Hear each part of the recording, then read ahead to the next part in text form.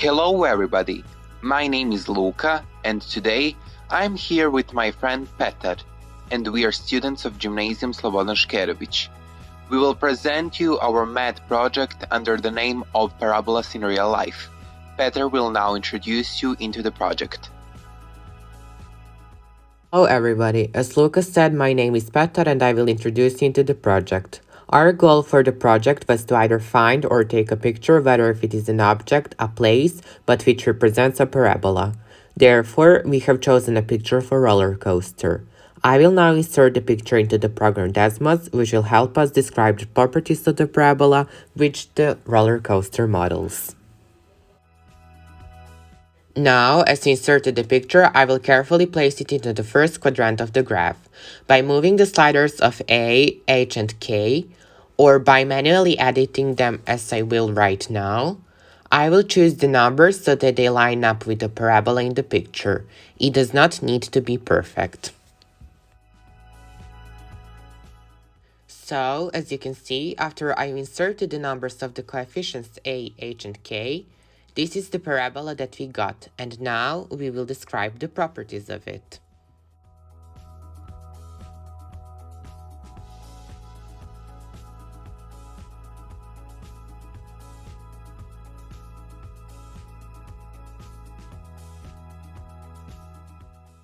The first property is the axis of symmetry, and the axis of symmetry is the line which passes through the point alpha of the vertex, and it's the line where the parabola mirrors itself. Since alpha is equal to 4.91, then the axis of symmetry will be equal to x is equal to 4.91. The second component is the vertex, and it's this purple dot here. And if you read the coordinates of the purple dot, we will see that the vertex has the following coordinates, or 4.91 and 5.4. Next, what we have to find are zeros, and we will find them by zooming into the graph and reading the points from there. As you can see, this is the point x1, and on to the other side, we have the point of x2. We have put the points into the table shown on the right side of the screen. As for the y-intercept, we don't have y-intercept on the parabola here, or the parabola which the roller coaster models. However, for the y-intercept which extends the picture, we will read the y-intercept from the graph, and it is equal to this point right here.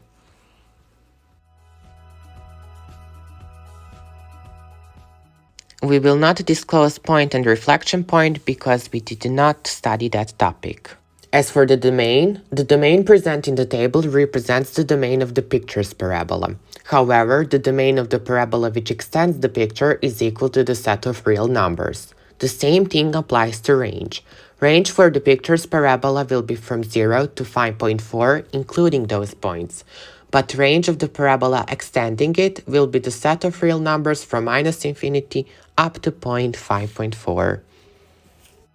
We won't disclose intervals of increase and decrease because it represents monotony, which Luka will describe later.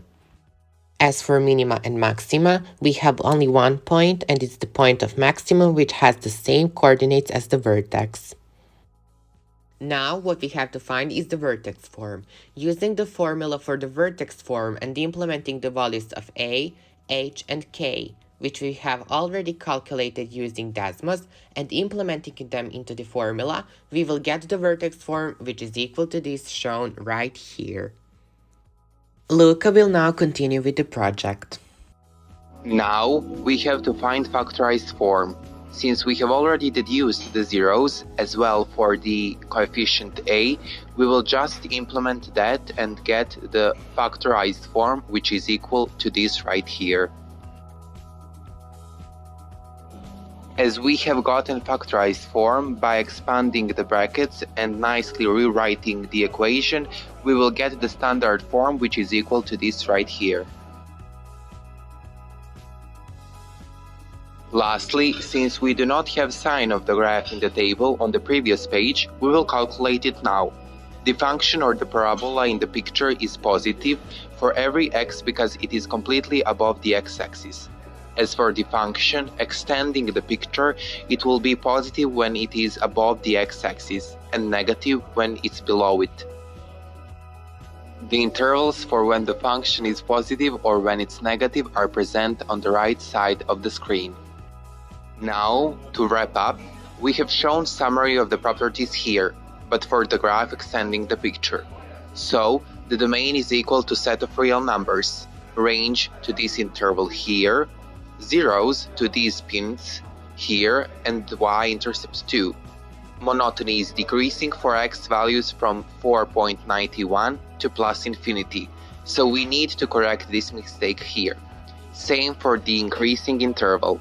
Sign is shown here for when it's positive and when it's negative. The graph is bounded from above, not below, so we need to correct this as well. We have extreme values or the point of maximum. Axis of symmetry is equal to alpha, and at the end we have that the function is continuous.